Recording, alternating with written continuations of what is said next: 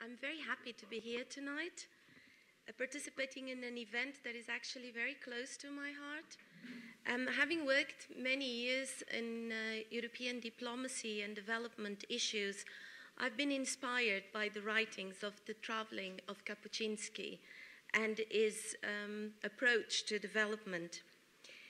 The European Union has more than half a century experience and engagement in development efforts, in development policies, and in development assistance.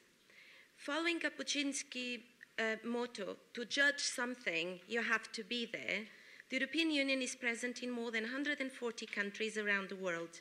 We've been working hard together with partners like South Africa to assist countries attaining the Millennium Development Goals, the 8 goals adopted by all the UN member states and international organizations back in 2000 to end poverty. Each goal has specific target and timelines. But as Kapuscinski said in an interview to the press magazine once, we know everything about the global problem of poverty. What we can't figure out is how to reduce it in practical terms. We won't be able to fully achieve the set targets of the 8 MDGs by 2015 as envisaged. So we have important work ahead for the next year, for 2015. Together, we need to draw on past experiences, on what worked well, what has worked less well, and come up with post-2015 ideas to improve our fight against poverty and to end poverty in our world. Hence the decision of the European Union to nominate 2015 the International Year for Development. With this, we want to raise awareness among EU citizens and elsewhere around the world to encourage debate like today's one and to act as a catalyst for policy development. This is why we are here today. The European Union, together with UN, UNDP and partner universities, established the Kapuscinski Development Lectures. Over 15 Kapuscinski lectures took place since 2009, and in 2015, at home in the EU member states, 28 member states, we are also holding in each country a Kapuscinski Development Lecture. We see this as a contribution to a development debate that we want to be creative, allowed to think out of the box, and spark further interest in finding solutions. So it's indeed a pleasure to be here, as I said, and to welcome Mr. Aromar Revi and his lecture on challenges of urbanization. So we are live streaming this event, so I've been told to encourage you all to participate in the debate and to follow us on Twitter with #KDL.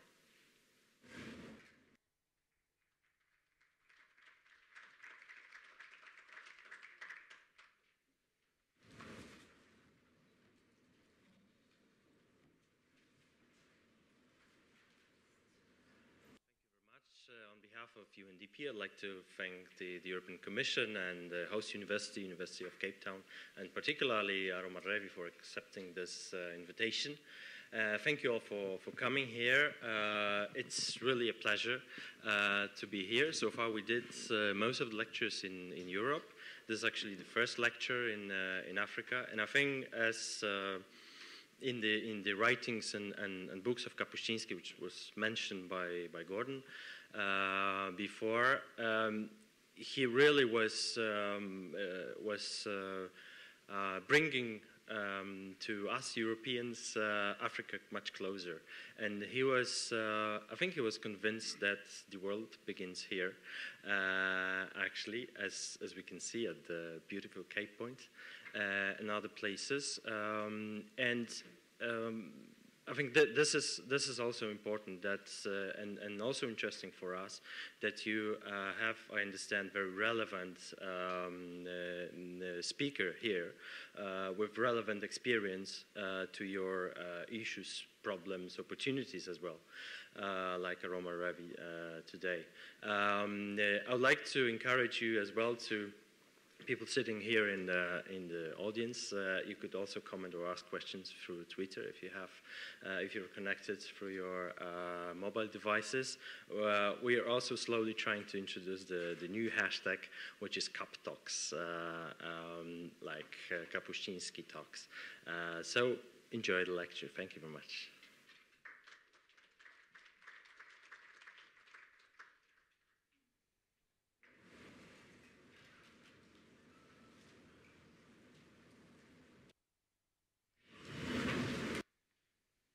Good evening, everyone, and thank you to my colleagues for the words of introduction, and particularly Gordon Perry, also from ACC, who's been working furiously to make all of this possible. We live in strange times in many ways. Information is ubiquitous. We know about the most intimate details of what is going on in Syria, through to the latest disaster that may have befallen another part of the world. And of course, our daily lives revolve around whatever soap opera unfolds within our specific countries or cities and so forth.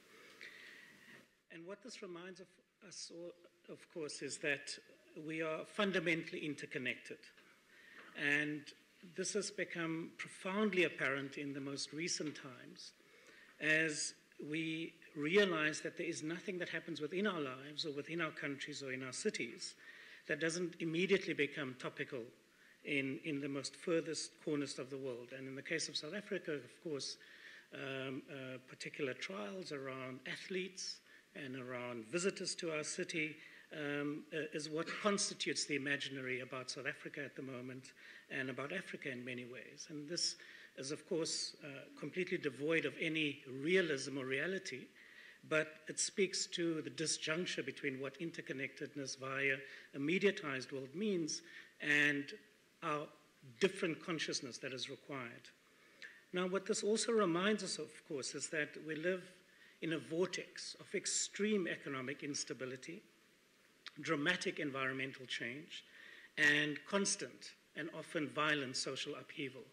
And amidst, at the epicenter of this vortex, what we are confronted with is the incapacity of our governments and our states to understand what this requires in terms of new global governance and sub-regional governance arrangements.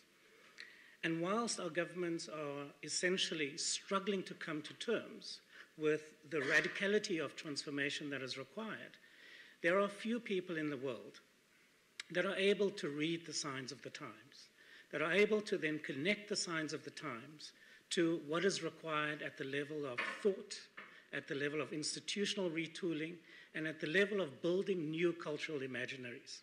I can think of no other person on this planet, through my work, that stands out as a leader in this regard than Aromar Revi.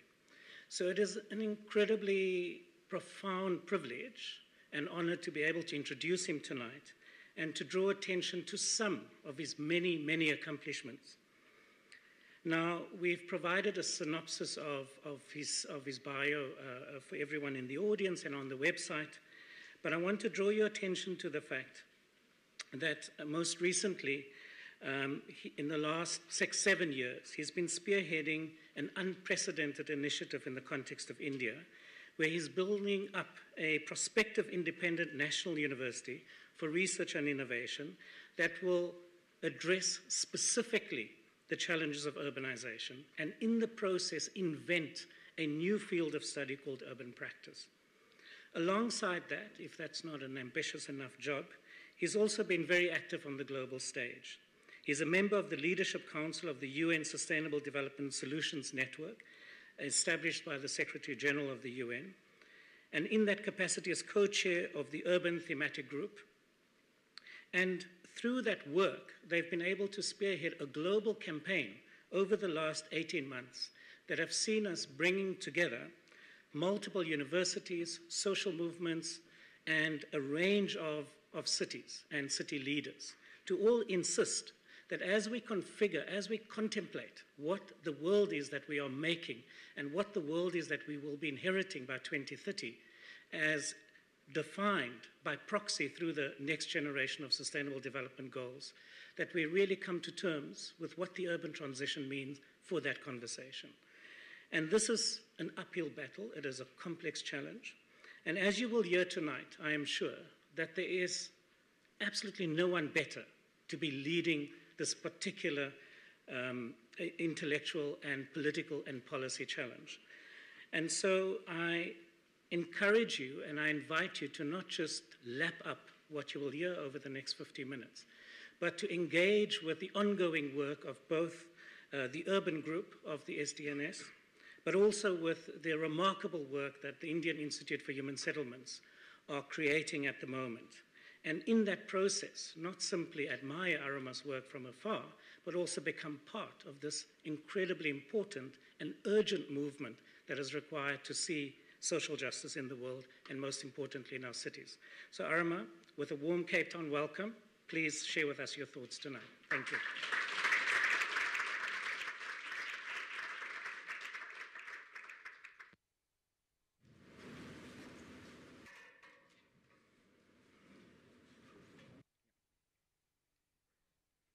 Good evening, ladies and gentlemen, Minister, representatives of UNDP and the European Commission.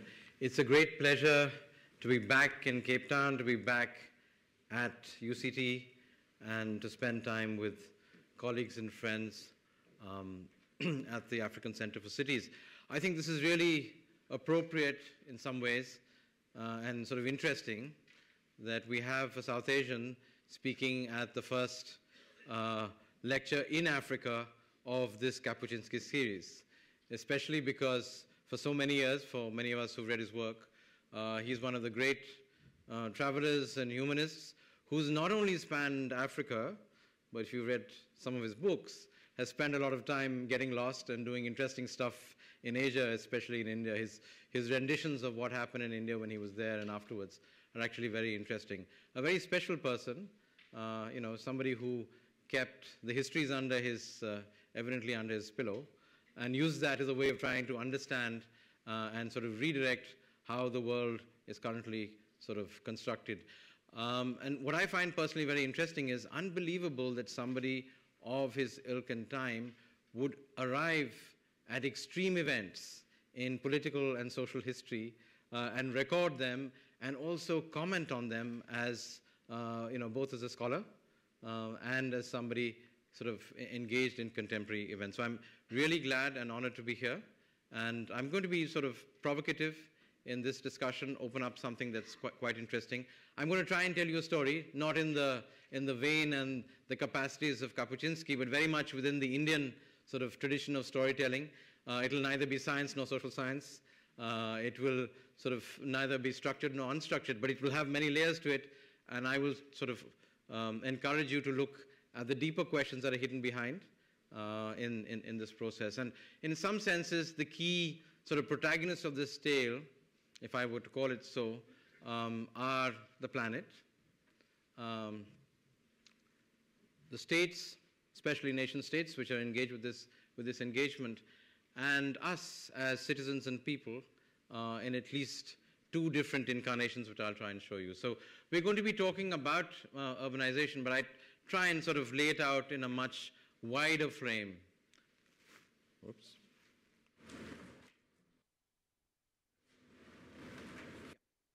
So why are we doing all of this? I mean, what is the interest for academics and researchers and policymakers and, a whole range of us to work on this? If I go back to Gandhi was very simple in its way of looking at things.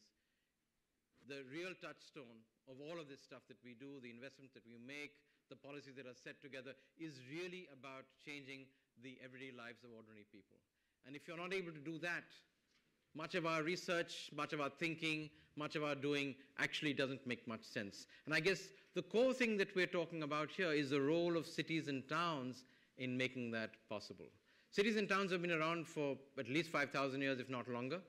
But we're coming to a period in the life of this planet, about 100 years between, let's say, the mid-1950s to 2050, where we will shift from being predominantly an agrarian, rural civilization across the world, even though some bits have been more urban than others, to one that's predominantly urban. And while this is happening centrally at the moment in Asia, it's not very long before it will happen in Africa. And I guess that's the preparation. The question is, how can you enable these processes to make changes in the lives of ordinary people in everyday working? But to do that, I guess one has to examine how these kind of changes may take place and what the big constraints are. So if I were to jump from an image of Africa to one of India, that's the Red Fort in New Delhi, the place where the Prime Minister of India gives a big speech at Independence Day. But inside this image are held some of the very interesting structural challenges that one deals with. It's not only a question of dealing with everyday life. Everyday life is important, and that's how things actually change. It changes with us and the structures that we're part of. But there are also constrained and great opportunities around the structures that we see here. So what you see here, right in the top here, is the fort that was built by Shah Jahan. Shah Jahan, the man who made the Taj Mahal. And that is, in a sense, India's pre-colonial past. And then inside there, we have heritage buildings more than 100 years old that the British built for us there. Those are the barracks of the British when they actually occupied this fort for 150 years and ruled this country. So we have this great tension in Indian urbanism between the pre-colonial, which is on this side of the city. If you go back, you'll see Shah Jahan's great world city of that point of time. The colonial, which infects our imagination and our imaginaries of what should actually happen. New Delhi, which is built and designed by more or less the same people who built and designed Pretoria, so you understand that process. The modern, okay, the modern construction, this is the metro, the big metro mall there. But the most important thing is something that you cannot see in this photograph. And the Prime Minister, when he stands in the ramparts of Red Fort to address the nation, sometimes doesn't know exist, but it's very central. We had at one point of time almost 150,000 people living in the riverbed that runs behind this great fort.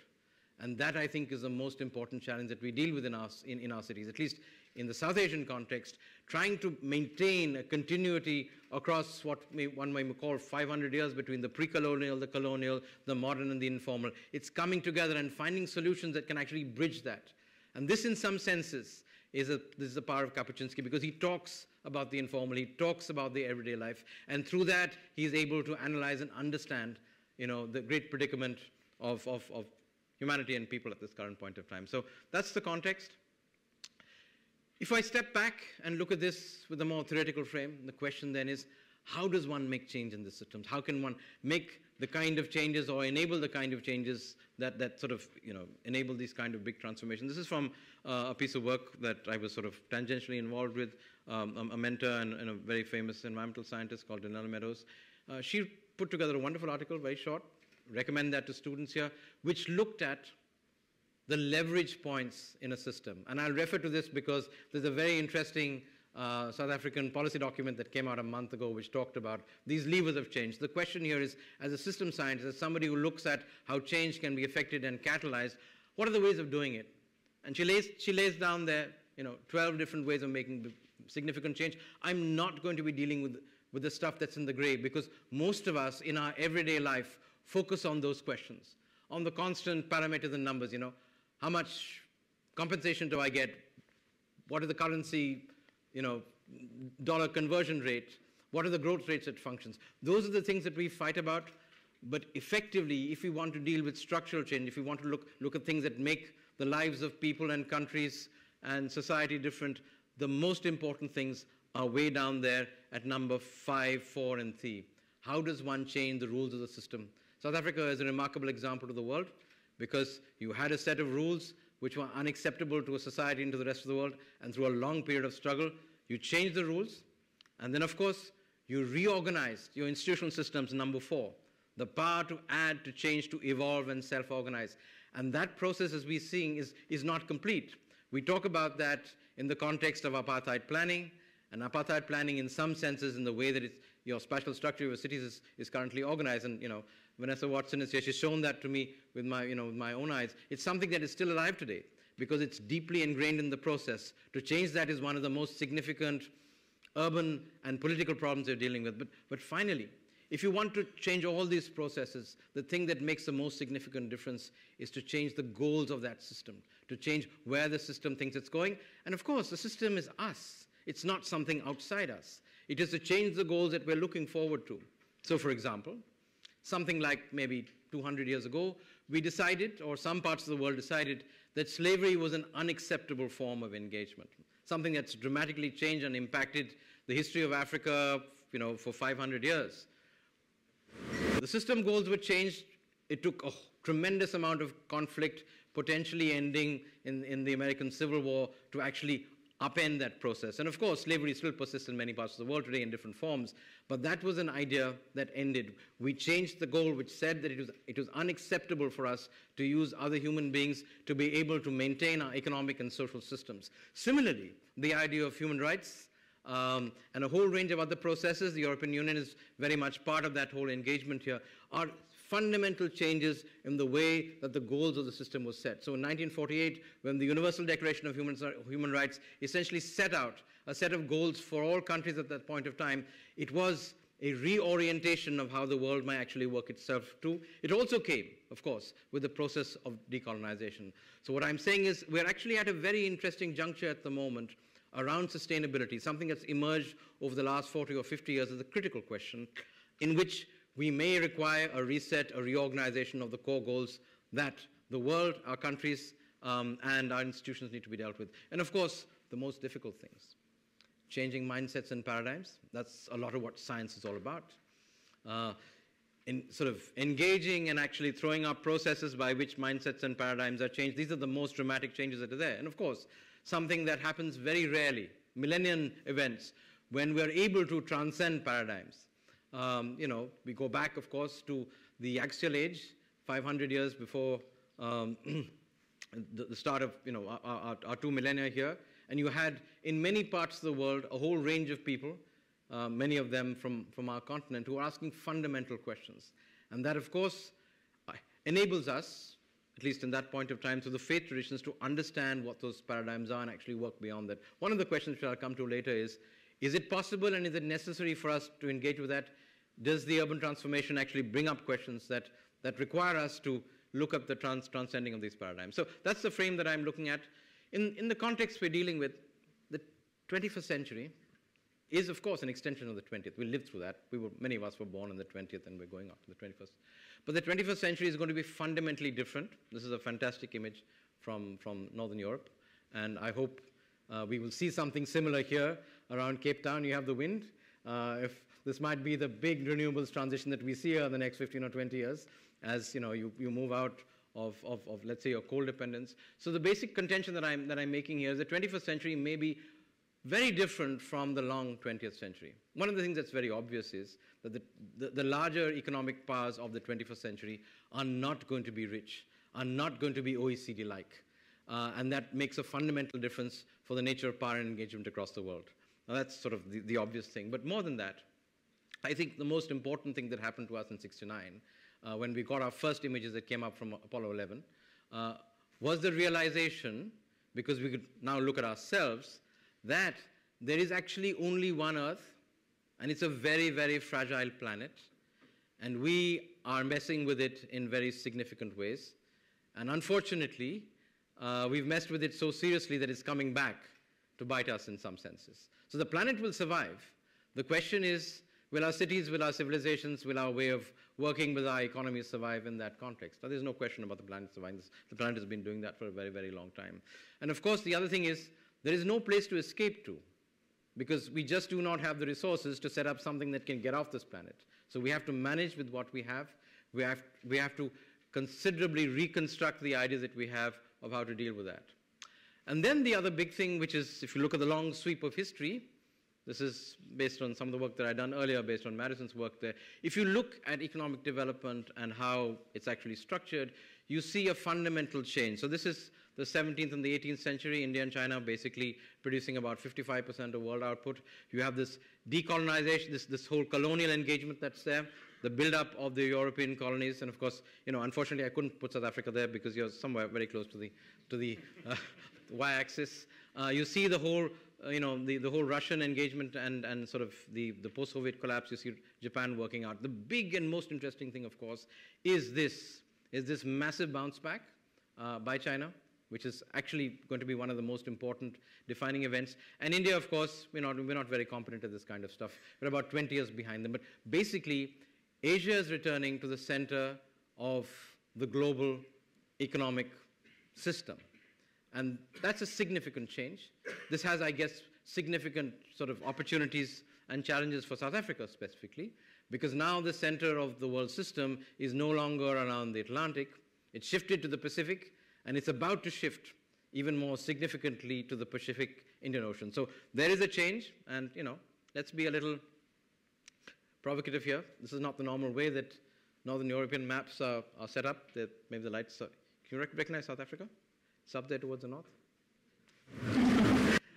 So why did I set this up this way? Because from the 16th century onwards, the red dots here, in some senses, were the center of the world system. That started collapsing, of course, about 100 years ago with the end of the First World War. And then you have a build-up of these regions, the Asia-Pacific, South Asia, Southern Africa, Brazil, and that part of Latin America, Central America. And of course, the big questions that are in yellow, the emergence of West Africa, past East Africa, and Indonesia, and parts of West Africa. And the reason I picked this up is this is evidence that you can see from space. This is the footprint of cities. So if you look at the change, and I'll show you a set of slides around that, this is really the driving force that we will see. So what I'm saying is the geography of development, the geography of the world economy, etc., is shifting, and we need to understand and deal with it. So these sort of new urban geographies are actually going to create new histories. There's an interaction between the two, which we have to understand and appreciate very carefully.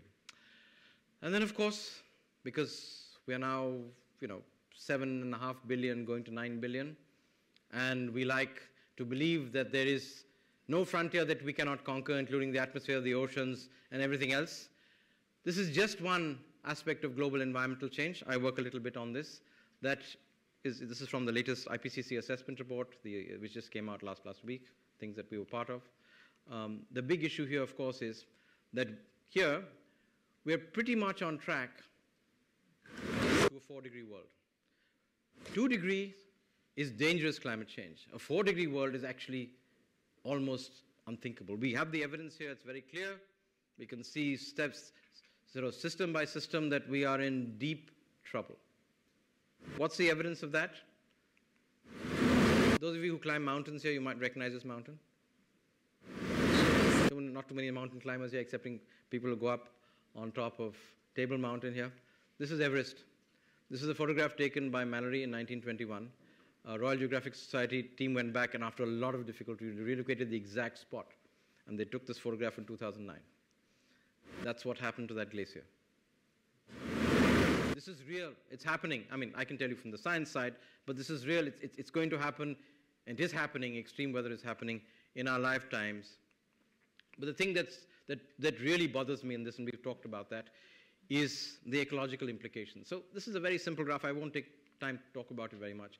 This looks at the maximum speed at which species can move, through natural processes of sort of ecological succession. Fine. Different species going all the way from trees to freshwater mollusks. This is from the latest IPCC report.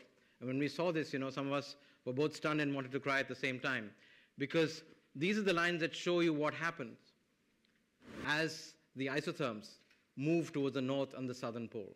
So essentially what we're saying is we're pretty much here at the moment. This is where we'll probably be if nothing happens in Paris next year.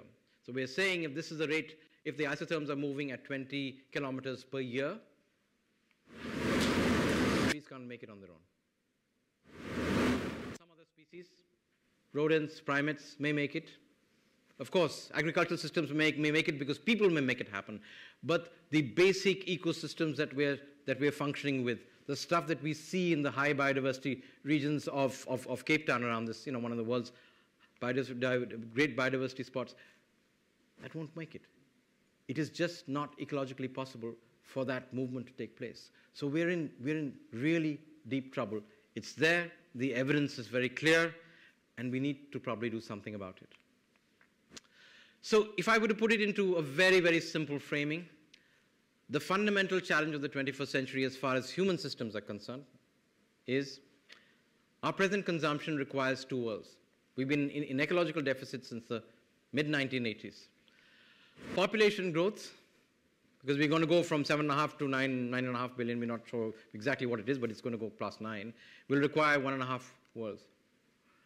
Ending poverty, which is absolutely the most important priority for countries like us, and also much of the low and middle income countries, will require about 2 worlds because of the acute deprivation that large people live in. If you add these three up, you have 5.5 worlds. We only have 1. And we have to sort this in less than a century. Because that climate process, just one of many large global environmental changes, whether it's desertification or biodiversity loss, is there and we have created it. It's not something that's come to us from the outside. So it's incumbent on us to actually take a position and do something significant about that. So given this broad sweep of history, where we are and where it might be, the question that comes up is, why are cities important in this whole process? Have cities got a role? Cities are interesting.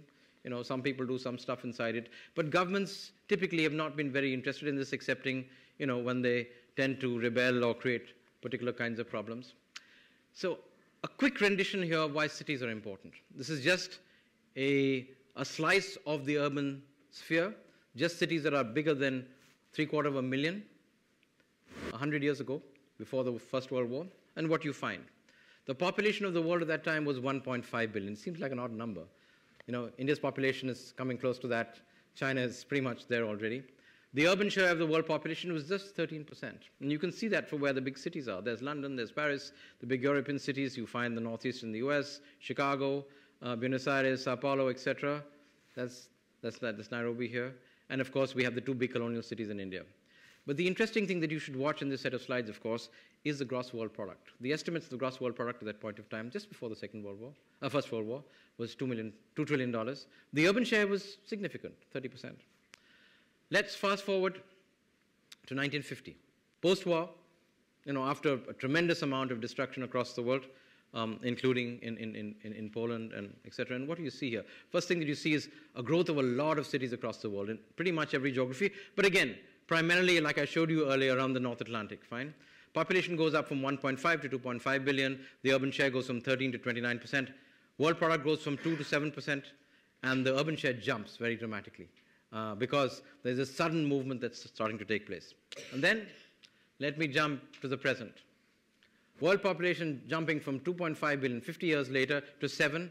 Urban share, of course, this is why many of us are here. We suddenly realize that the world has become urban and there are more people in cities than otherwise.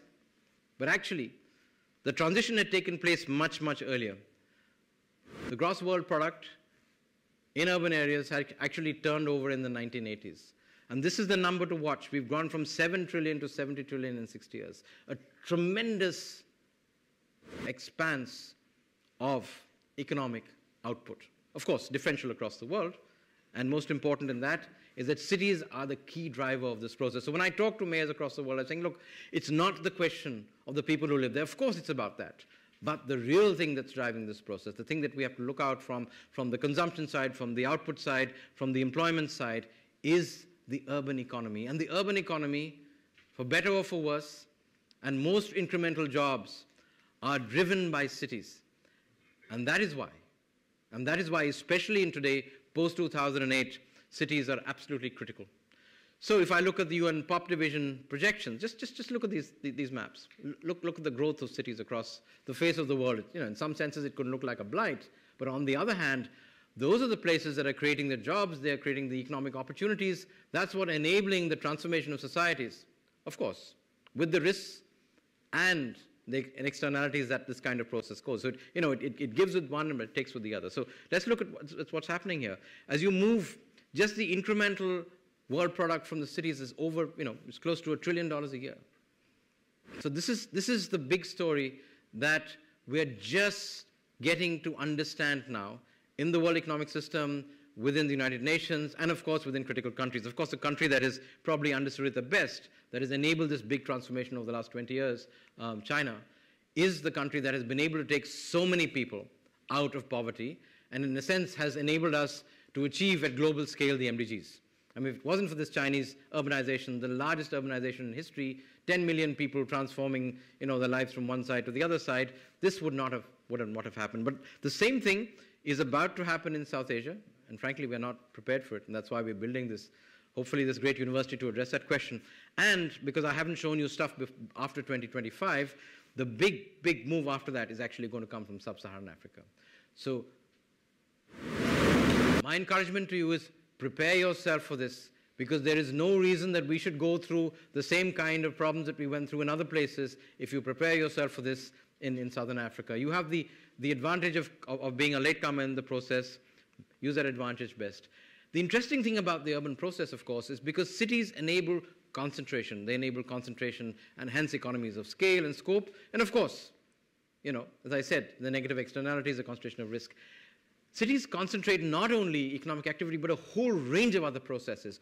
All of these 8 transitions happen in cities, are very strongly driven by cities. The demographic one, which is very important to the global turnover, the health transition, which is now going in 2 directions, non-communicable and communicable at the same time. The education transition, of course, how many universities have you heard of that live and function in rural areas in the world?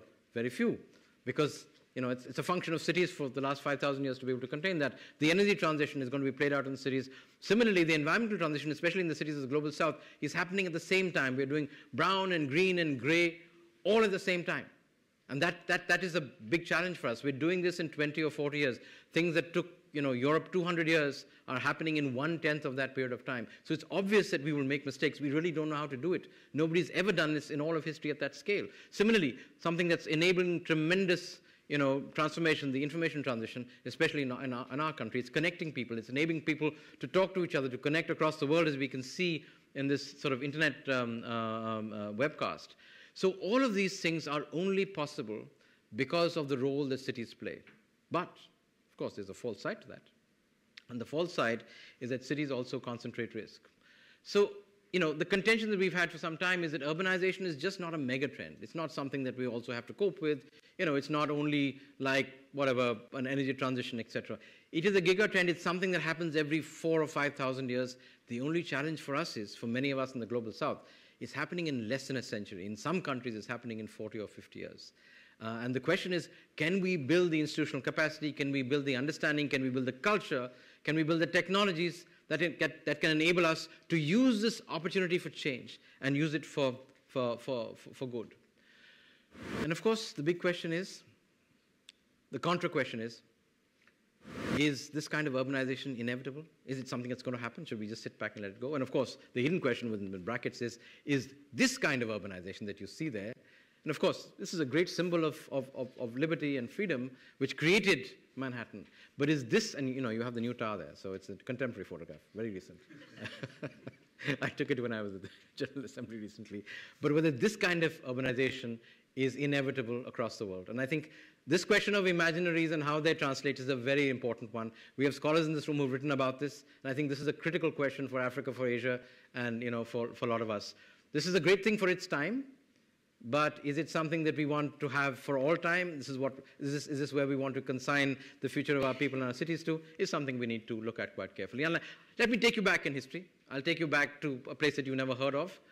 This was a world city in its time, but its time was a long, long time back, 4,500 years ago. This city actually, the reason I put this up here is we talk about sustainability as far as cities are concerned, and we think about 100 years or 200 years, and that really challenges our planners, because planners typically think in 10, 20, 30, etc. They think in decades. This city persisted as a key trading city for 1,000 years. It was inhabited for 1,000 years. So the question is, can we learn something from these examples, even though they were in different contexts, the world was much smaller, etc., etc. It's a city called Zoloverov as part of the sort of Indus system that's there. This is a reconstruction from archaeologists. And the interesting thing about it, because that's from photographs that I've taken there, is that there was a shift in the climate system at that time, which actually, at least there's a lot of academic debate on this, actually crashed the system. But you can see that in how the city actually adapted over the 1,000 years, how they built these massive reservoirs. And this is a copper culture. This is a calcolithic culture. They've cut into the living rock here. You can see the scale of the person here, 85 by 10 now by 80. The size and scale of these reservoirs are unbelievable when you stand in that as a person and imagine that they've been chiseled out, brick by hand to be able to enable this settlement to survive is something that we have to actually understand. So it's not that the challenges that we're meeting today are unique. Many of them have been met before in different circumstances, of course. So this city or this town, we didn't have, by our standards, of course, it's a town. Today in India, anything under 10,000 is, a village. This city and town actually had remarkable systems, which there is a village just next to this. This had underground sewers and water supply, and it had a water harvesting system about 4,000 years ago. The village that's next to it doesn't have toilets. That is the contradiction of development as we have it today. So what I'm saying is there's tremendous lessons for us to learn from the past and transcreate into the future. Another great history, and it has a connection with Cape Town, is the world city of Goa, the city of the black ships, which went from Portugal to China and Japan. Look at the population of Goa. 1550, one of the great world cities at the time, 200,000 people, remarkable. The arsenal in Goa is bigger than the arsenal in Venice at that point of time because of the amount of, of wealth that went through. But what happened? In less than 200 years, the city died. And the city died because it did not understand the environment in which it was functioning. Very simple thing. We talk about it in environmental health. They had dug wells and they had cesspools.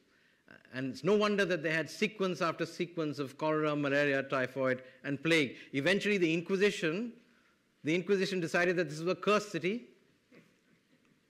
And what we have today, and this is a World Heritage Site, is nothing left of the fabric and just the cathedrals, because the people took away the buildings and rebuilt a new capital 15 kilometers away. So what I'm saying is there's a lot for us to learn from history. Unfortunately, in our country, maybe we spend too much time thinking about the past. But there are lessons that, we should have learned as people. So in the current context, that's Mumbai. And the interesting thing, and this is not the text, it is the Browns. The Browns is a piece of work that my colleagues worked on maybe 8 years ago. That's the mapping of the informal settlements in the city. So the question, of course, and you can see that. Look at the scale of informality in the city. Those are the slum areas. 60% of the city actually lives in these informal settlements. And that's not because they want to live that way. It is because our economic systems have failed. There's a very severe land market failure here, which is designed and orchestrated. So what I'm saying is we are perpetrators and creators of the processes that we've forgotten about in the past. And this is what's happening in a great world city. And you'll see that in a second just now. And if I go back again to global scale, this is what we're doing. This is the observed changes in climate change. All the major cities of the world mapped out from here. This is the historical record. Let's look at what might happen in the future. This is what the IPCC has put together. This is from a chapter that some of us wrote. Here we are in Cape Town. This is the great scenario where we actually, if Kyoto had happened, if the COP in Paris actually works itself out, this is where we might go. But actually, this is where we may actually land up. Okay? 6 degrees at the poles, about 1.5, 2 degrees at the mean in one of the more interesting sort of, better organized. So the thing to see here, of course, is the spread of cities and the range of temperatures that we'll expect to see. So it's not only the question of heat. Heat, of course, is the proximate thing in the tropics. It's also the water systems, which I haven't shown yet. This is just temperature. This is stuff that we can pretty well understand. So look at the distribution of the temperature, and look at the distribution of the city. So what I'm saying is there's a continuity of that experience. Whether you go back to Dholavira and people trying to deal with climate issues there, the environmental health questions of Goa, and of course every culture and every city will be able to talk to us about this. Because the history of civilization and its collapses, and that's why I asked the question, is it inevitable that we will have this urbanization? It isn't. If you look at the history of civilization, in more cases than one, in fact pretty much all of them, the collapse of cities has led to the collapse of cultures. So where we're going to is not inevitable. It's based on the choices that we make and the way that we take it forward. So, we can stand back and say, oh, well, at the end of the day, we're all dead, nothing can happen about it, etc. The inverse question is urban transformation possible? And many people across the world, especially from governments, are not necessarily sure that this can be done. It's, people like us or practitioners who work in cities and municipal officials who feel that this might be possible. I think this is a question that we have to ask us again and again. Is this really possible? Can we convert, this could be an Asian city, this is actually an African one. Can we convert this chaos into something different? It's actually not chaos. It's actually very well ordered. It's extremely productive. It does remarkable things that you can't see unless you have the eyes to see it. And I guess one of the answers is in these two images from a city that this is Shanghai, just about the time of the turn of Deng Xiaoping. Okay, so we're standing and at Puxi looking at Pudong. This is the Bund here. This is the old French settlement, all the wonderful stuff, those of us who have been there. That is the farmlands that have just been turned into some kind of economic development. Fine, this is 1987. That's 2012. So if you do not believe, of course, there's a dystopia that's hidden behind this. But the fact is that these changes are real, they're happening, you can touch them, you can feel them. And this is the ascendance of China, and of course the big political move that took place at that point of time to turn towards the West, to turn to economic trade, to join the WTO, etc. This is the physical manifestation of the process. So this is certainly possible. The question is whether this kind of transformation is what will do the best for us within the constraints that we're functioning with. The environmental constraints, more important, especially if we've seen the sweeping changes in North Africa, the social constraints. Because before the environmental limits are reached, I'm fairly certain from my own experience, it is the social and political constraints that will really create the biggest challenges that we have. So I guess the critical question for us then is, we know that transformation can happen locally, and South Africa is an interesting example of how that can happen. We know that the big transformation that's necessary at the global scale, how can we link that? And is it possible to do that? And I think that is the heart of the question of the urban SDG. Can we actually link the two together? Is there a connection between them? How can it be sorted out? Of course, Rio is a fantastic example of this. On this side, you have Copacabana, and on this side, you have an entire city of favelas. So it really is, and people were on the street. 200,000 of them were on the street last year, asking for a whole range of things, saying, look, we need some things, but please, for God's sake, give us our toilets, etc., etc., etc. So the linkage between the local and the global, I think, is a very interesting question. It is an important political question of the 21st century, and I do not think that we've engaged with it adequately. In some senses, at least from those of us who look at it from, let's say, a little bit more theoretical side, there are 5 dichotomies that we have to resolve. And I'll just deal with them very, very quickly because the story is sort of longer and I don't want to hold you up. The first one is the imagination of the rural versus the urban. There is this imagination across many parts of the world, certainly in my country, which is, whatever it is, 31% urban, even as I believe in South Africa, that it's important, as far as the urban elites are concerned, to keep rural people in the places where they are so that they can be better off and more people don't come to cities. This is not how urbanization takes place. All the urban scholars will tell you that it doesn't work this way. It's much more complex. There are a whole range of other processes that are there. But we persist because of our public structures, the way the state is organized in many places, to partition this out. And I understand the reason for it. It's much easier to have a department or a ministry of urban development and rural development and break them down, and you can manage things differently. But the core question here, of course, is the understanding of speciality, of how space plays itself out in development.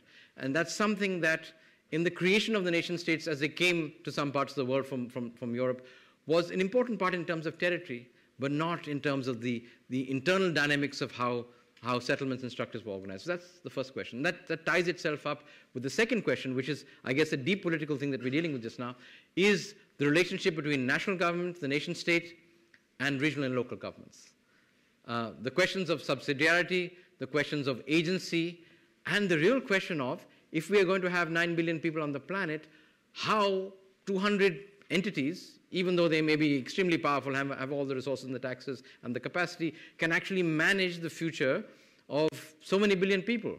That's a governance challenge that even the Chinese have not been up to trying to do. I mean, they have a fairly decentralized system when they want to do it. So this is something that's actually burnt in to our constitutional structures in many parts of the world. It's burnt into our imaginations. And this is something that we do need to look at, to my point, to my mind. And of course, the big question which came to us from Brundtland in the WCD, part of Rio, etc., is intergenerational versus intragenerational questions. And of course, which comes before the other?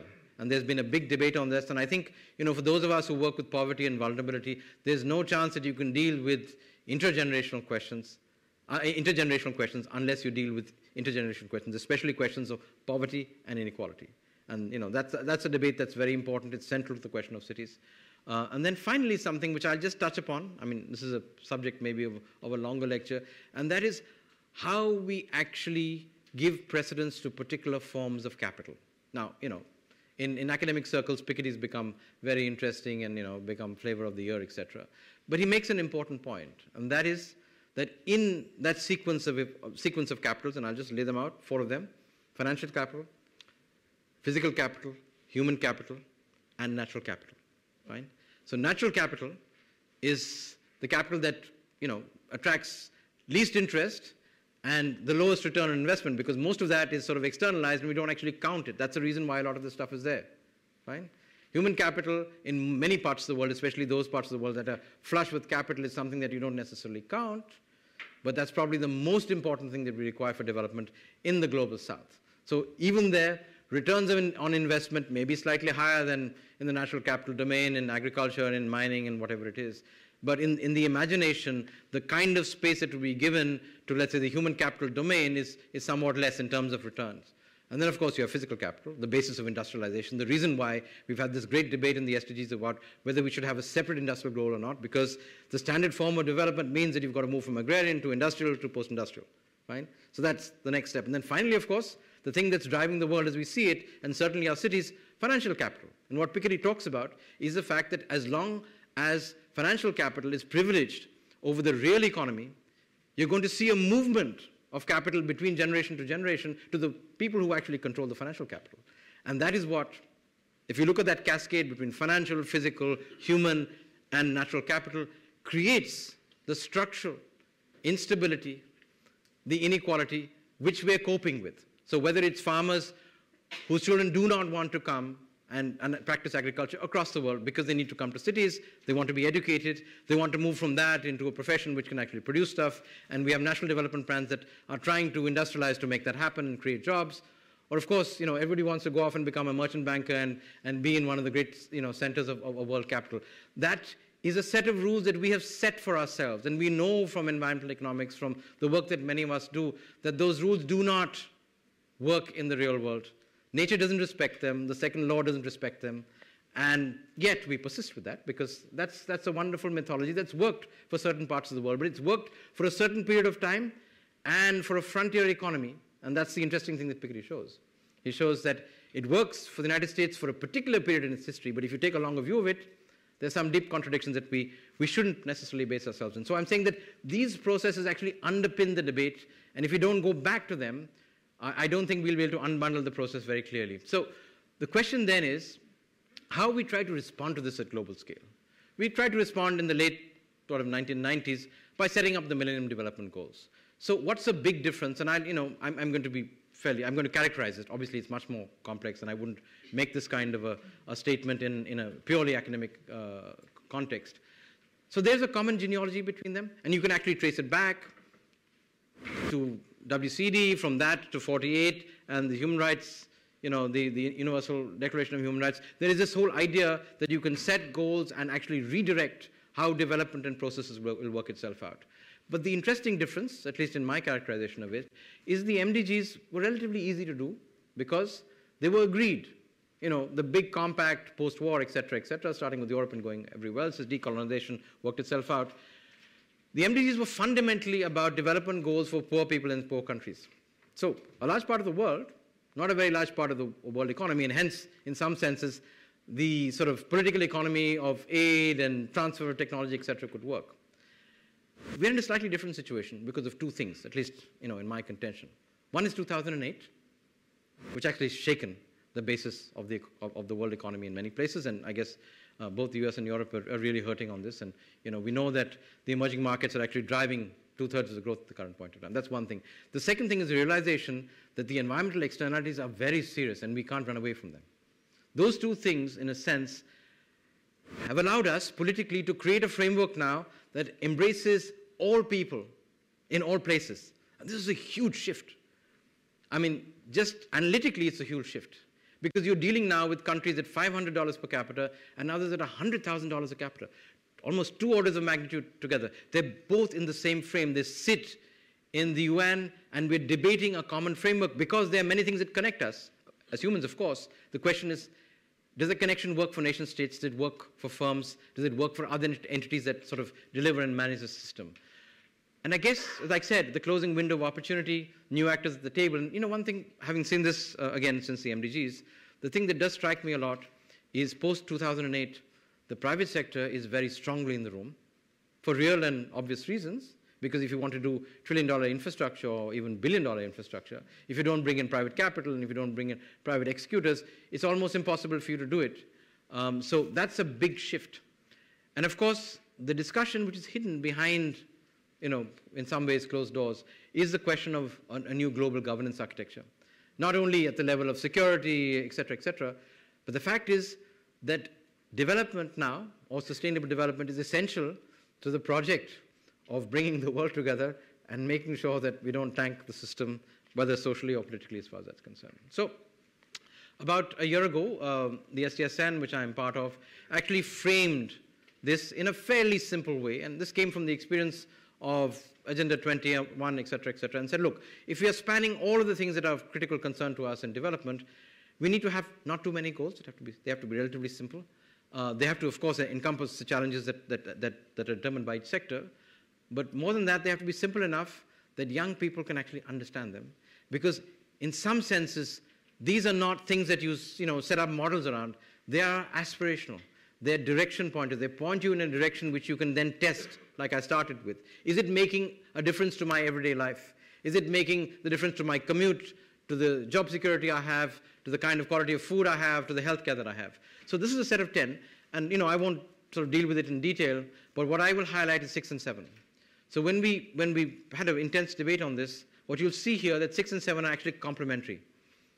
What we're saying is, and I said this on the floor of the UN, you cannot have sustainable cities without having sustainable agriculture and rural prosperity. That's the history, if you go back to Iraq as it was Mesopotamia at that point of time, because cities on their own are not able to actually create all these processes. They critically depend on ecosystem services, on peasant populations, etc., to manage the processes. So there's a symbiosis which is very critical, and we have to accept that. It's not keeping people in this place or the other place. They have to have the right in the current world of self-determination of where they would like to go, where they would like to stay, where their children would like to be educated, etc., etc. But these two have to come together, which means that this is actually a definition which is largely in our head. It's come, of course, from historical experience, but it may be necessary for us to re-examine it because we're now living in a world of nearly 9 billion people. These rules were made when the world was 1 or 2 billion people strong. We're now in a world that's full, that has lots of feedbacks.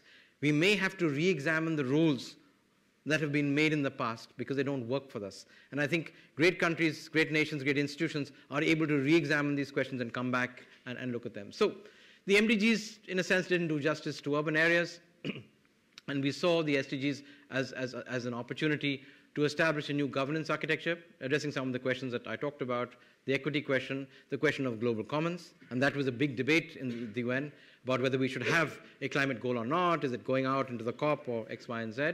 And of course, hidden behind that, in the discussions about the global financial architecture and the financing of development, is the real hidden question, and that is, how are we going to collect first and then distribute our surpluses to enable all this stuff to happen? Because it will require investment, whether it's human development, schools, or healthcare, or infrastructure, or a decarbonization of the entire system. So in some senses, there is a new debate there. There is a new engagement. It's not formalized.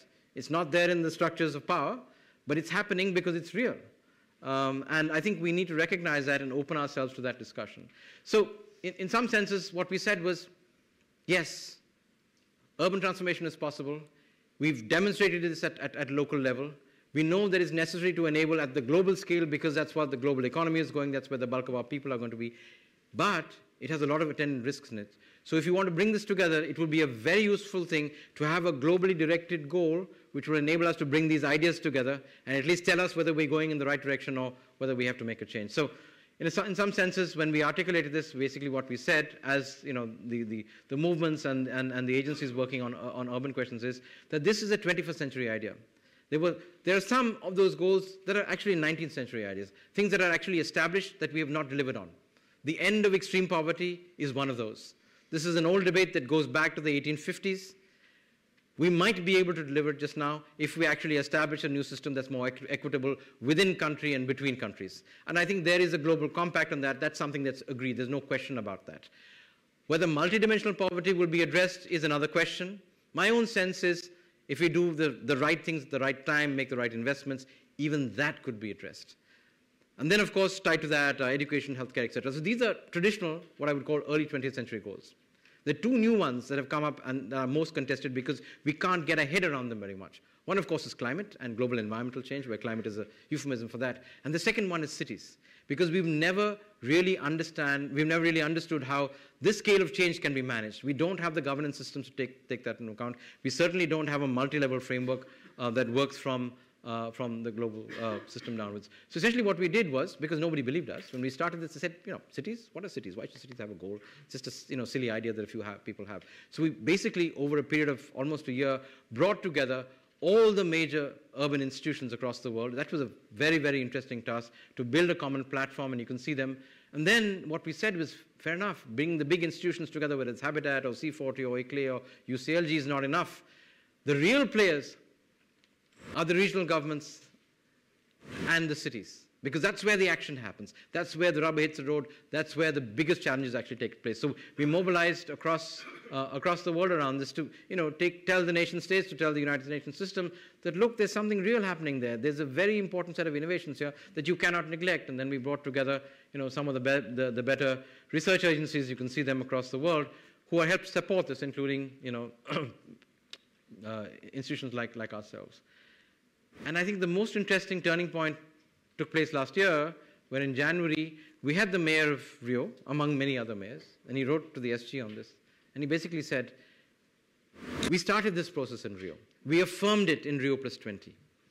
But what you're forgetting is that cities and towns are the places where we can actually make the problem, we can actually address these challenges and problems and turn the challenges into opportunities. And this is I've quoted from his letter there. He basically said that you cannot do this. You cannot effect the SDGs without having an urban goal, not because we want to bring everything into the urban. Obviously, you want to have education and healthcare and water and energy separately. But this is the locus in which action and transformation actually happen. It's very simple. Without place, without your home, without a place to work, without a real place to engage things, people really can't do anything. We don't only live in our heads in some senses. So we brought together about 200 cities and regional governments and pulled this off. And there was tremendous debate, as part of that process. And there was pushback. There was serious pushback on these 5 counts. The first count was a lot of countries, and this is on YouTube. You can see it, this debate that went on for 2.5 hours in the UN. Countries were asking me, saying, this is great, formulation is nice, but what's going to happen to us? If you create an urban goal, what's going to happen to rural development? What's going to happen to the funding that happens to agriculture? What's going to happen to drought? What's going to happen to famine? This is a bad way to deal with the world. And then we came back and said, look, at least the way that we look at it, these systems are not separated. They're complementary systems. We cannot divide the two together. We have to look at the continuum. And that debate, which is a very, very reasoned and, personally, that was a tremendous opportunity for me to learn, actually turned around. Literally in those few weeks in the open working group, people realized that this was an artificial division. It was a bureaucratic division. It comes from an earlier history. And we do not need to be captured by that. Obviously, in the long run, in the short run, you're not going to change how governments work. But the second thing, of course, people were saying, look, too many goals. One more urban goal means you have to have a rural goal. Just get out of our hair. It's very complicated. Of course, there was a simple thing there. This is the fulcrum of a lot of where the world system actually plays out. If you don't have it there, then you might have real trouble in making the whole framework work. And then there were some countries who were saying, look, the most important thing for us is industrialization. For industrialization, you require infrastructure. Infrastructure is much more important to us than our cities. And we said, well, that's true. Infrastructure is very important. You cannot build cities without infrastructure. But there are other kinds of infrastructure too. Infrastructure is not only used for industrialization, it's used for agriculture. If you don't have good irrigation systems, in many parts of the world, you can't have food production. And of course, infrastructure is critical for services. We wouldn't be able to talk if we didn't have the internet infrastructure for us to do it. So that's also a narrow way of looking at things. You require infrastructure for everything. There's no use of trying to tie it down into a particular sector. It cuts across rural and urban areas. Transportation is a wonderful example. You can't really have adequate rural development and agricultural development unless you have transportation. But rural transportation and urban transportation are slightly different from each other, and we need to unbundle that. And then, of course, there was a whole set of people saying, okay, urban is very good, it's fantastic, we should mainstream it. It cuts across everything. And of course, those of us who had some political sense said, well, that's a good idea and it'll be nice, but we know that if we don't get the salience, we'll lose 15 years, and the world cannot wait for those 15 years, because if we do, and a lot of Asian and cities go down the tubes and get into trouble, then we're all in trouble, whether it's on the climate side or on the economic development side, or even in terms of social security, et cetera, et cetera. And then, of course, the big challenge, which is the key question that I'm trying to, I'll open up for discussion here, is the idea of localization. The idea that nation states will determine what will happen in the world, and there will be a common framework that applies to every nation state is what underpins this. But as soon as you get to the local, it often means that the challenges in Sao Paulo are very different from the ones in Cape Town, are very different from the ones in Singapore, are very different from the ones in Shenzhen, are very different from the ones in Delhi or Lucknow. So the question then is, in a system that's used to having, simplified solutions, how do you have the same indicators for everything? So that was a very interesting debate, saying that maybe you have to have two sets of things, some things that are universal and some things that are local. And we have to understand and accept that this form of plurality is very critical for us to deal with stuff. So the question that we said was, why do you use 19th century ideas to deal with this? And our response was very interesting. We basically took two cities, and this, I laid out. And we said, okay, let's take this goal, and we will show you how in actual practice the only way to do this stuff is to go down to city level. So we took the one on extreme poverty, and this is interesting. We plotted New York and we plotted Bangalore next to each other. And that was a bit of a shock, because in some senses, there's some things that New York, for example, I'll just skip a few slides here. This one is most obvious on air quality. Look at New York's situation as far as green cover is concerned. The only green that you have in Manhattan, unfortunately, is Central Park. Bangalore is a city of gardens, et cetera, et cetera, et cetera. So you can find in different cities different kind of challenges across this sort of multidimensional engagement. If you're able to drill down to city level, you can actually find solutions. So, of course, you can have something that's globally comparative, et cetera, et cetera. And we've looked here at 3 or 4 different things. I'll just quickly take you through. Let's say something around about infrastructure. So this is an infrastructure thing. This looks at internet access. This line here is basically 1990. This is 2000. And you can see the massive build-out of internet infrastructure in Bangalore. Because now, most people have cell phones, we have high-speed internet. And in some senses, you're catching up with New York, and that's, So when you start looking at this thing, you start unbundling it by different factors, it becomes much more concrete. You can actually look at it. You can actually operationalize something which can work quite clearly. So that was our response. And, of course, we had more debate. There were 4 more sessions. And at the end of it, we had a set of 10 goals. This is what came out. So the good news, of course, was starting from nothing in the middle of 2013, we now suddenly had goal 11, which looked very much like what we wanted, excepting for one small thing. The word productive actually dropped out of this. And for those of us who work with employment and stuff like that, that's probably the most important word. That got actually wrapped into something else. But we're there. And hopefully, as the process plays itself out over the next year, there'll be something that will actually happening. So essentially, as sort of a wrap-up of that, the Urban Sustainable Development Goal is inspirational, aspirational, and operationalizable, especially around cities. It can bring together multiple sectors. It's not easy. We're not pretending that it's easy. But it will require reimagination of the institutional and financial architecture for this process. And that, I think, is a real challenge to be able to bring things together. And, of course, you need the commitment of all these actors to enable the reframing of governance to make this possible. So there are a few things that we may be missing. There are probably too many goals at the current point of time. At least that's my personal opinion. There are too many targets and indicators that confuses ordinary people tremendously. And if we want to help ordinary people, and many of us in government and in other things are fairly ordinary, it's probably best to have a smaller set. The second thing is that we've dropped out rural prosperity, and for me that's a huge problem. I've worked for 30 years on cities and rural areas. This is a problem. It needs to come back. The linkage between cities, productivity, employment, and poverty reduction has been broken. This needs to be reconnected. It does not work for us in the cities of the South to deal with this. Infrastructure as tied to industrialization is useful, but like I said earlier, what about village infrastructure? What about agricultural infrastructure? What about services? Cities are not only industrial. That's only a phase in development. The implementation architecture is overlapping and horribly confused. And how much resources and means of financing will be required to play is not in this discussion. And typically, especially those of us who work in public policy, if you have a separate discussion about financing and a separate discussion about implementation, you have some problems later. You need to bring that discussion together, and at least you'll be able to pull back some of the bright ideas that you have that will not actually work. And finally, there's a very weak emphasis on legal, regulatory, and institutional capacity. And for cities, that's a huge challenge because we really don't know how to deal with it, and we need to deal with it at tremendous scale in under 20 years' time. And that's why so many of our colleagues from ACC and other places are sort of working on that. And of course, the fundamental question is there was a limited dialogue with the primary agents of change. The people who are really at the forefront are not in the room to have that discussion. And that's what we've been dealing with. I'm going to skip a lot of slides. I guess the key question for us is how do we implement this if the goal actually comes together? That's the core question that's there. And of course, I'm going to skip this very quickly. We do know how to implement this. This is a very quick case, something that we've just done, a $100 billion investment plan for one of India's new states. And we know how to play this through. You look at the employment structure, you look at how the economic output works itself out across the state, you look at the relationship between economic output and workforce, because the critical thing, of course, is jobs at the end of the day. You look at how it works out differentially across the state by sector. You go on then and look at the environment and how that constrains itself. You look at infrastructure, thermal and hydro, the big issue, I think, at the moment in South Africa. In some cases, you look at oil and gas infrastructure. You look at the road and rail and other things. Basically, you can unpick it. When you work at a concrete scale where real things are happening, you can unpick this and you can deal with these questions in space, because that's exactly where things actually happen. And then you go on to look at risk.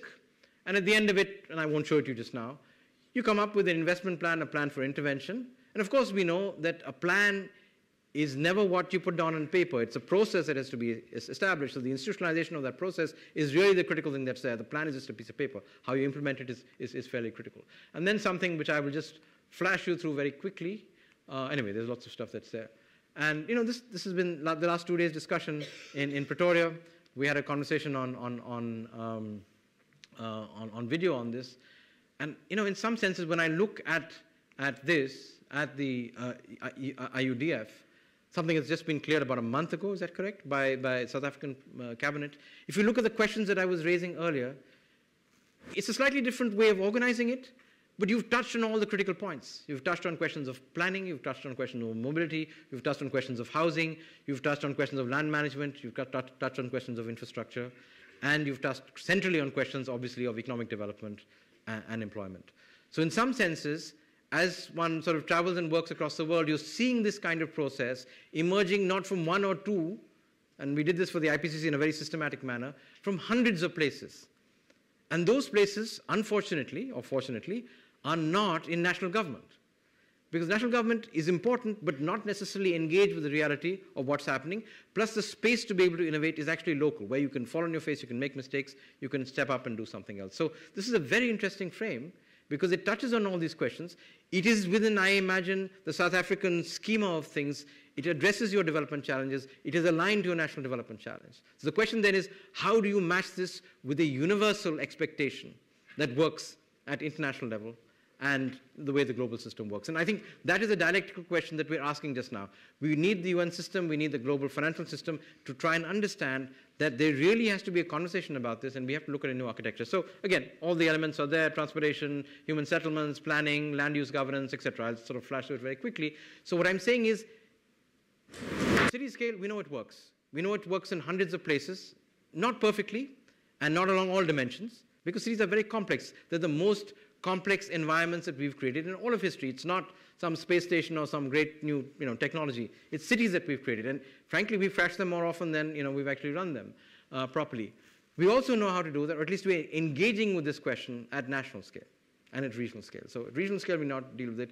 We're engaging with those questions at national scale. We're also accepting that we need to have a multi-scalar engagement. This is a new architecture that was not conceived when the Western European nation state was conceived. This is a new set of problems. A new set of challenges will give us a new set of challenges.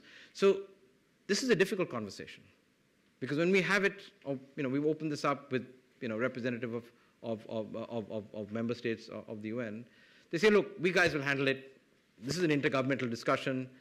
This is some stuff that you guys should keep out of, because you're sub-sovereign. But it's like the old idea of the divine right of kings. yes, you may be sub-sovereign, but you're the only guys who are actually sorting out the stuff and organizing things and whatever it is.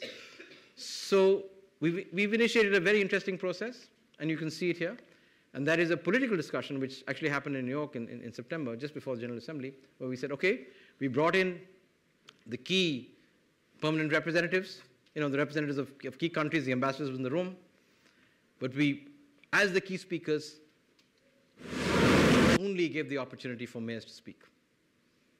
And remarkable, that's Eduardo Paes, who spoke about Rio and make the commitments to actually set up the first sustainable development plan for a large megacity in the world, saying, look, we set up Rio, we're going to run with this, and he's actually running with that. Anne Hidalgo, who's the mayor of Paris, who made a commitment to actually look at climate change in cities and lead a process that runs up to the Paris COP. And your famous, Tao's there, and Bill de Blasio, who made the commitment in this meeting, which was then reiterated in the climate summit the next day, that New York would make an 80% reduction in its climate footprint. So what they were demonstrating there is that cities and local governments can stay ahead of the curve because they're smaller, they understand what's happening. But of course, and these are the big megacities, this is, I guess, a political statement. So these are rich, well-organized, and extremely well resourced in terms of human resources and capacity. The challenge is what happens to the secondary cities, the places where the most significant opportunities for employment, for change, for development will take place. So this is the opening of the conversation that we started, saying there has to be a conversation between sovereign, sub-sovereign entities, between cities and regions and nation states. We cannot, at least in my appreciation, implement the Sustainable Development Goals with just a group of 200 or 193. The 200 plus 5,000 more, maybe starting with 500 large cities, is what you need to make this happen. This is too complex a problem. We have lots of things that we don't understand.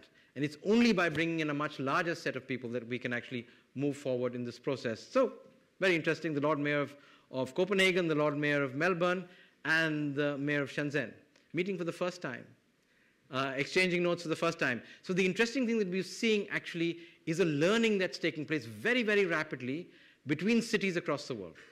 And in some senses, and of course climate is one example, and we're finding that in other areas, this is something that can help us get ahead of the current governance challenges that we're dealing with. So where are we going? An eight-stage process to mobilize, to convene, like we're seeing it, to negotiate, because eventually this is it's an interstate process. It has to be set up by the member states, communicating and inspiring people that cities are the future. They have the risks and they have the opportunities simultaneously. And of course, the critical thing is, we don't know how to do this. We have to be honest about that. We have to experiment.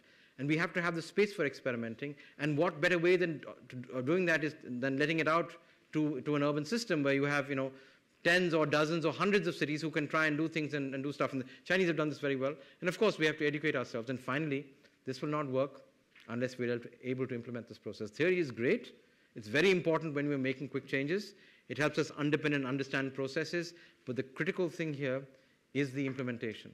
If we're able to implement, we can make a dramatic difference because cities provide us the opportunity to make that big difference. And we're hoping that, by this direction of process, by bringing together all these constituents and trying to reframe the way that we've actually engaged in the debate, that some significant changes can take place over the next few years and then accelerate from now till 2030, because that window of opportunity is honestly 20 or 30 years long, whether it is from the social or the political side, and certainly from the environmental side. Why give up that opportunity? The world is full of people. It's a great opportunity to actually change the world. We have more people alive today than pretty much of all of history. A great cultural opportunity.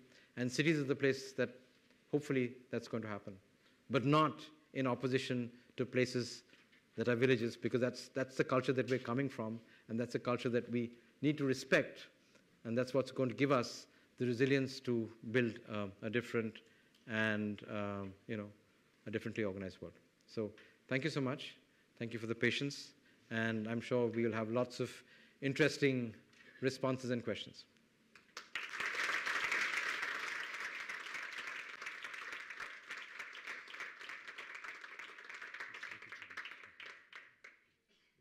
Colleagues, time.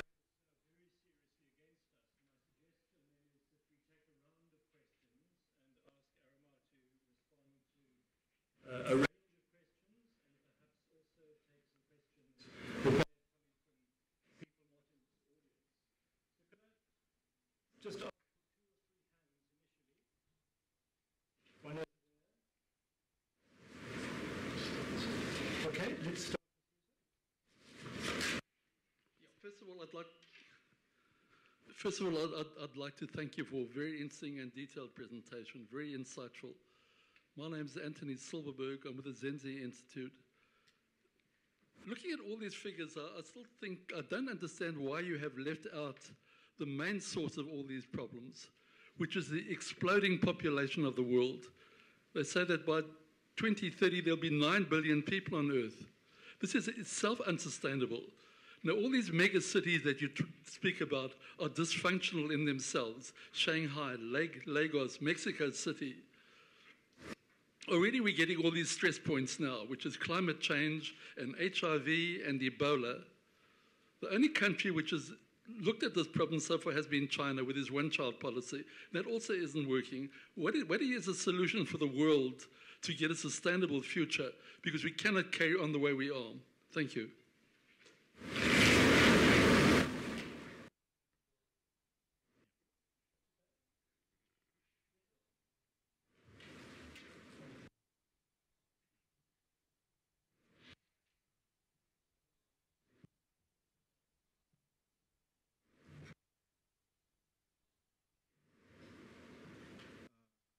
Happy Kambuda from Project 90. I'd like to thank you for the lecture and the presentation. I would like to say that what came out of this is that, I don't know how people take this, but the nation state as it was is dead. And we have to actually reconcile the idea that we are in Cape Town. And I'll go much further and say that you cannot identify the face of South Africa. You can identify the face of Cape Town because we see each other every day. The mayor, and I'll put it like that, would be the right person to actually negotiate at the table, yeah, because they know exactly what's happening. As far as the local council should be there. So in going forward a little bit so that I can finish, as much as you had the 200 mayors, I would think you'd have all of the mayors there. I mean, you've got the resources to do that. And I don't think that 9 billion, 7 billion people are the problem. It's the economic that we have, the economic system that we have, that is the problem. And I'll just respond to the gentleman over there and say, maybe we should think about how much we're consuming ourselves. A lot of the people who are consuming so much more than the person who should be getting the average or the mean. Thanks.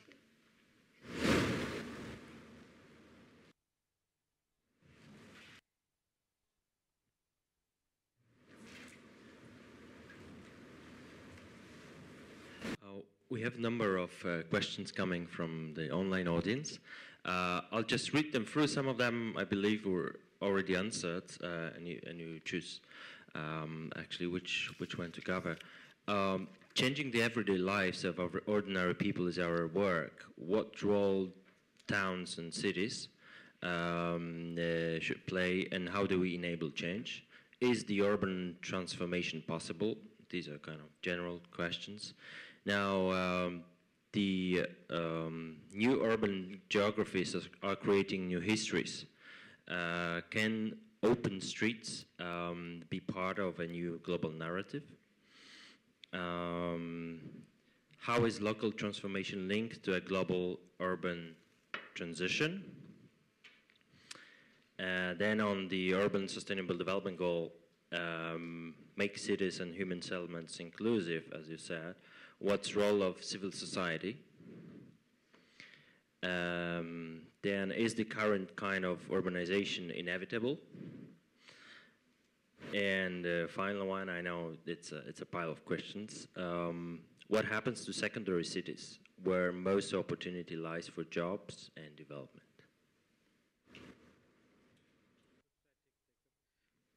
I guess I'll quickly respond to the internet questions first. Many of them are sort of, I've dealt with the presentation. I'll pick up just two. Civil society has a very important role in this process, especially as we sort of move to a more interconnected world.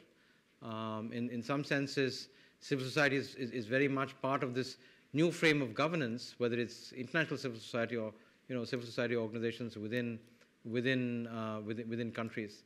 And in cities, I would imagine, depending on what kind of political regime you have, they're going to be very critical in enabling a whole range of changes and a lot of this stuff to happen, whether it's from building capacity to delivering services to actually engaging with poverty and vulnerability at one end, or enabling, simple technical changes. So, the state has its strength and its limitations.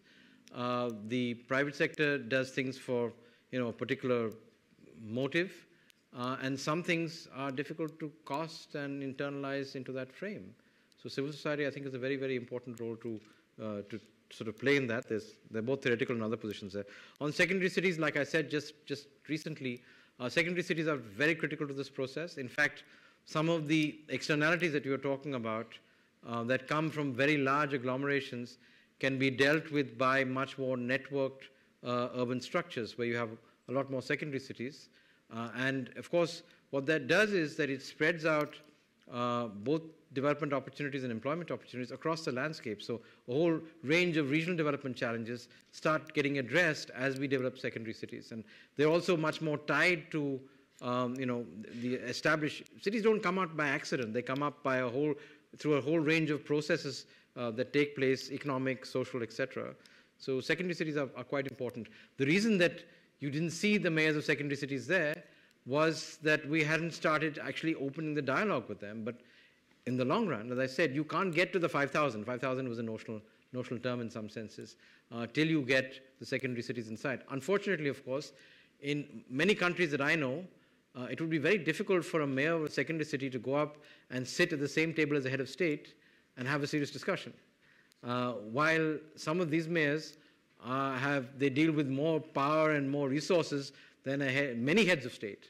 So, it's also a question of trying to open up a dialogue which, frankly, is a stratified dialogue that's around power and economic resources that you're dealing with. In terms of a question of population, obviously, we know that this is something that's, been a challenge for forever and ever. Even when some of us had worked on, some of these global modeling things in the 80s and 90s, population obviously is a critical question. The issue, of course, for us now is that we have 7.5 billion people. And a lot of the people who are going to be around for the rest of the century are alive. And both ethically and otherwise, I would tend to look at our people as a tremendous resource. And the reason that we have, a population explosion in many parts of the world is precisely because we have actually delayed the opportunity of providing adequate human development to a whole range of people. That's certainly true of my country. Whether it's healthcare or adequate education, especially for women, those are things that dramatically feed back into population systems. And people are not stupid, They will have less children when it makes sense for them to have less children. And very often we work from a remembered past which may not be true today. But if you're working with a country that had a high infant mortality and you want some of your children to survive and you need them as part of a whole economic system, then you tend to make certain choices. And of course, in many places in the world, women don't necessarily have choices. So there are a whole range of complex questions there. But if you just look at that increment, we're talking about 1.5 billion. It's a lot. That's as many people as we had in 1900. But given the base that we have, I would err on the side of saying people are a most important resource. It is through the action of people and communities and processes that we can actually solve these challenges. But they have to be empowered institutionally through adequate education and given space to actually engage in these dialogues. So, I would tend to look at it the other way around. And on the question of cities versus nation states, I don't know how many political scientists there are in this room. I wouldn't write off the nation state that quickly, even though it's a relatively new innovation. The firm and the nation state are born about 500 years ago. So compared to cities and the great religions and major civilizational cultures, they're fairly young. But they're a very important part of how we deal with things. It will be very difficult to deal with very practical questions. We take an electric grid system. There's no way that you could take all the cities of a country and they would be able to build an electric grid system that could provide power to everybody. You do need an aggregation at a high level. I think there's a much larger question, I didn't show the slides there, about how our future frame of governance will work. And we have fantastic experiments, which have their own challenges, of course, like the European Union, where we are coming to engagements that are larger than individual nation states. Of course, the experiment in Africa has been somewhat contested. But the idea that we move to a situation in which human unity is the central element of what we're talking about and not division based on ethnicity, language, or territory is something that we do need to consider. But I think that's part of what I didn't show you. There are 6 slides I didn't show you here at the end of this. Those are questions about the paradigm. Can we govern with another frame than the nation state? Are our identities narrow enough that that becomes the only way that we can organize ourselves? And these are serious social science questions, and I think these are questions that each culture has to actually play itself out. Cities are important, but I don't think they're going to replace everything else. That would be a somewhat foolhardy way of looking at things. This is an engagement between different types of institutions. We don't always have frameworks that can enable them to talk to each other and actually work together. I think we're encouraging countries and cities to try and open those conversations and experiment on how these things will change. This thing will change over maybe, your lifetime, if not mine. They take 30, 40, 50 years to change, if not longer. And technology will play a role in making that happen. Colleagues, we might have against the very extremities of time, so I'm going to reluctantly ask to close the session. A colleague from African Center for Cities will just give